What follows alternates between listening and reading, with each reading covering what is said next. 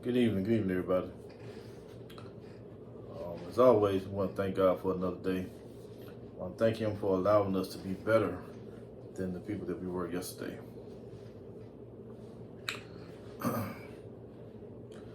The other day, I go to my folks' house often. I don't know how many of you go to your parents' house, but I go to my parents' house pretty often. If I don't go by there, talking to them on the phone. But me and my father and my brother, we were sitting outside and we were just talking about everything. Talking, laughing, joking. All of you anybody that know my daddy, he gonna say some stuff and it's gonna make you laugh. And we were just having a good time. I was just really just soaking in the moment, and just realizing that this will not always last, And so we just had a real good time. And then I went back over there a couple of days later, and it was me and my father and my mother. And we were just sitting around and joking and just talking. And then my wife came over there and we talked for a little minute and all that. And I just really just was like a sponge and just soaked in that moment. And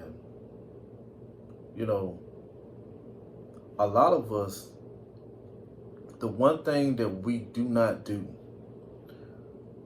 that we should do, and it's hard to do because we don't even want to think about it. We should ask God to prepare our hearts, our minds, and our spirits for when our parents are gone. Some of the strongest people on this earth, to me, some of the strongest people on this earth to me are people that have lost their fathers, that have lost their mothers. And some of you that your grandmother and your grandfather were your parents, hey, lost them. Those are some of the strongest people to me because I cannot understand, I cannot imagine how it feels to put one foot in front of the other and not call your mother and hear her voice, not call your father and hear his voice. I couldn't imagine. I got so many memories. If I'm hungry, if I go to my parents' house right now, if I'm hungry, my mom would be like, "You want me to make you an egg sandwich, Mom?" And it's stuff like that. And little sayings that my dad would be saying, "Man, I got everything a poach over need over here." It's just everything. A man got to have what he need. Don't be out here borrowing Tuesday. Man got to have what he need. Just all kinds of stuff, and just sitting around just talking. Whether we're talking about religion, whether we're talking about movies, whether we're just talking about life itself, whether we're talking about the old days. It doesn't matter what we're talking about. It's just enjoying the moment. And a lot of times us as people, we don't ask God to prepare our hearts and our minds and our spirit for when the day comes that our parents have to go. And that's something that I didn't realize until I got older. Like, man, I don't know how I'm gonna make it without them. I don't know how the people that have lost their parents, I don't know how they made it. But I know now that, hey, it's because the grace of God that they've made it. And I'm not saying that it's easy. I'm not saying that, hey, their parents been dead 10 years, 20 years, because I'm pretty sure every day they miss them. Every single day. I got friends that have lost their fathers, lost their mothers, lost both parents. And man, my hat goes off to them because they still get up every day and do everything that they're supposed to do, everything they need to do. They take care of their husband, they take care of their wives, they take care of their kids, they take care of their entire family, in-laws. They do everything. They're laser focused. But we have to ask God to prepare our minds, to prepare our hearts, to prepare our spirits for the day that they may get sick. Because Sometimes they get sick and be sick for a while.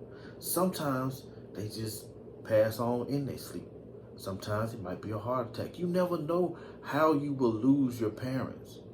But one thing about it is, when you lose them, you also do not know what kind of toll that will take on you mentally.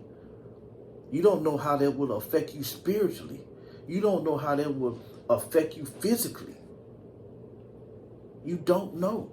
You need to really, truthfully ask God to prepare you for the day that He decides that, hey, it's time for them to come. It's time for them to go. We have to prepare ourselves because, man, you can go through it. You can lose your mother and your father, and you can go through a depression and you're stuck. You're not even thinking about that you got kids depending on you that you got to raise. You're not even thinking about that you got a husband that still needs you. You're not even thinking about that you got a wife that still needs you. Because to you, life has stopped. To you, life has stopped. It has stopped. But to everything around you, to everyone around you, life continues on. Because there's nothing that you will go through in life that life will stop for you. We have to ask God to prepare us. We have to ask Him to prepare us because some of us, our parents will be sick. They'll be hooked up to machines and they will be suffering.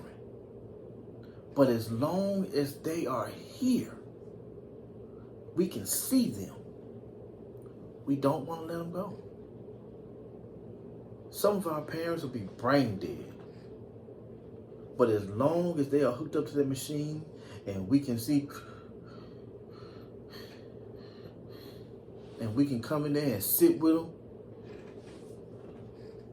Because you know what? Some part of us, it's being selfish. If there's a better way of saying it, hey, you can say that. But it's being selfish. We would rather hold on to them and let them sit there and suffer. But for our own mental standpoint, for our own spiritual standpoint, for our own whatever, for our own sanity, we would rather them stay there in that state than to say goodbye. And I'm not saying that, hey, I wouldn't be one that'd be like, hey, I can't say goodbye. I can't say goodbye. Because I know the connection that I have with my mother. I know the connection that I have with my father. I know the memories. I know everything. It's so hard to just think about that. One day I will go over there. Let me tell you something. I got a certain way that I knock on the door when I go on my parents' house. I ring the doorbell like 5 times. Then I boom, boom, boom, boom, boom, boom, boom. And I ring the doorbell again 5 times. Then I boom, boom, boom, boom. And I keep on doing it.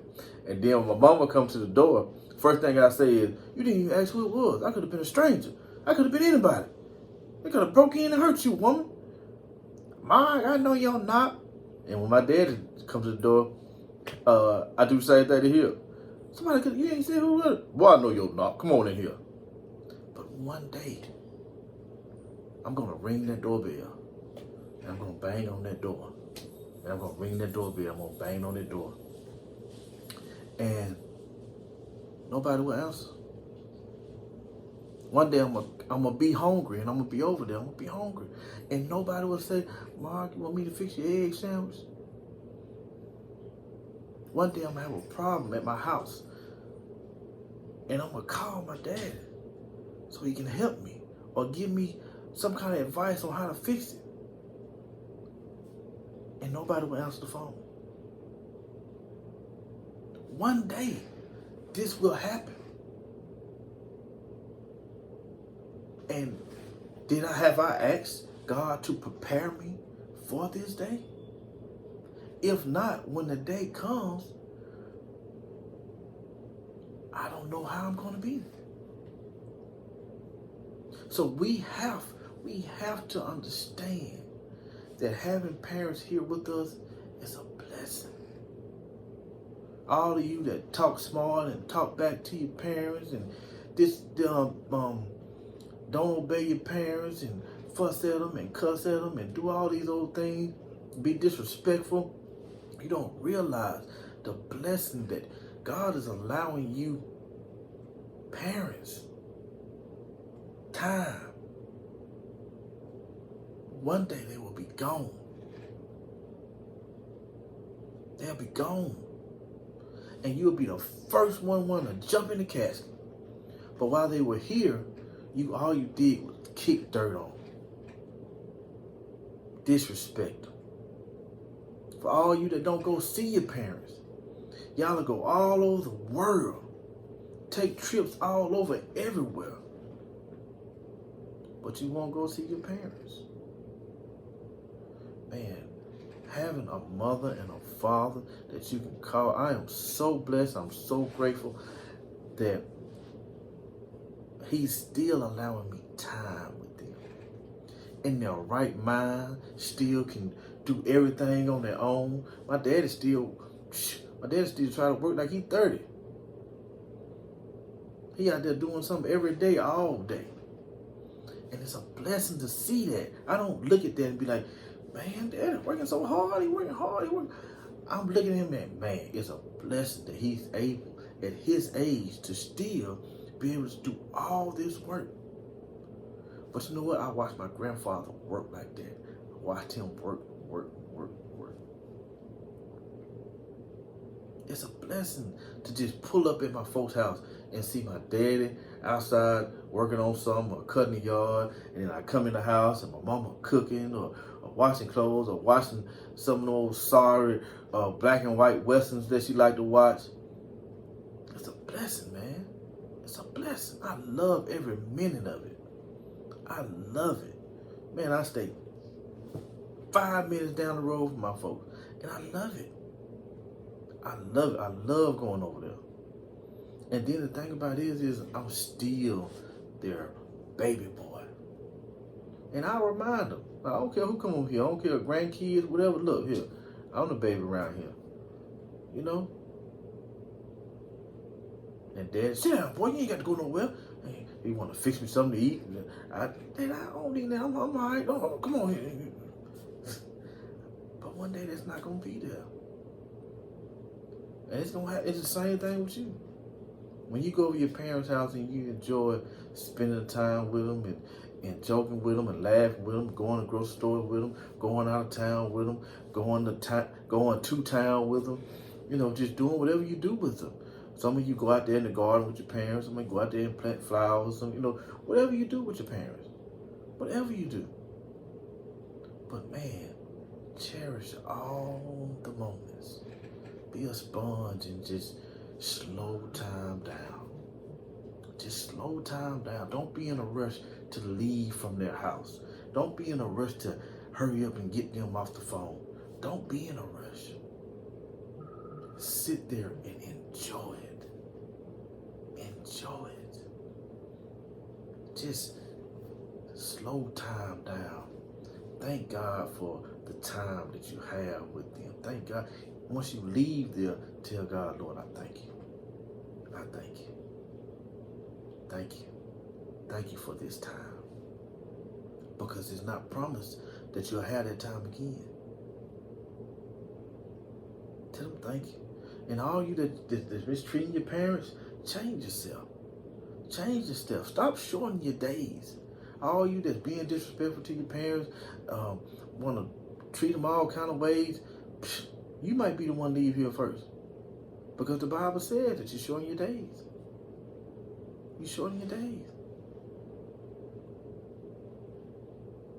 So I just wanted to get on here and just say that as hard as it is, I encourage everyone to have parents still living, grandparents still living, that you're real close to ask God to prepare your heart, prepare your mind, prepare your spirit, because we don't know the day, the hour, We don't know it. We don't know it. But we want to be prepared for it. Because we all have lost someone. And we know the hurt how that is to us. We know it's like ripping some out of our soul. Just imagine your parents being gone. The people that brought you here. The people that raised you. The people that did everything for you. The people that more than anybody will stand 10 toes down for you more than anybody. Ask God to prepare you. Thank Him for the time. Ask Him to continue to bless you with time with them. But at the same time, prepare you. Start preparing me. Preparing my heart. Preparing my mind. Because when my parents leave, I still got a family that I got to take care of. When they are gone, I can't shut down. Because the world's not going to stop. My kids not going to stop needing me. My wife not going to stop needing me. Because my parents gone and I got to be like, look, I can't do it no more. I can't do that. You can't do that.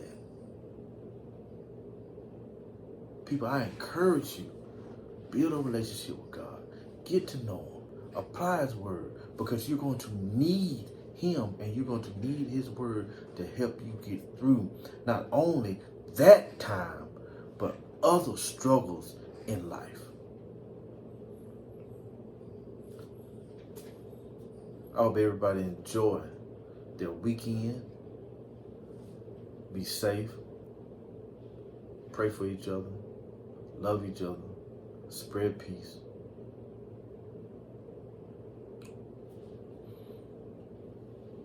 And what's next? Until next time, as always, I am the Blueprint.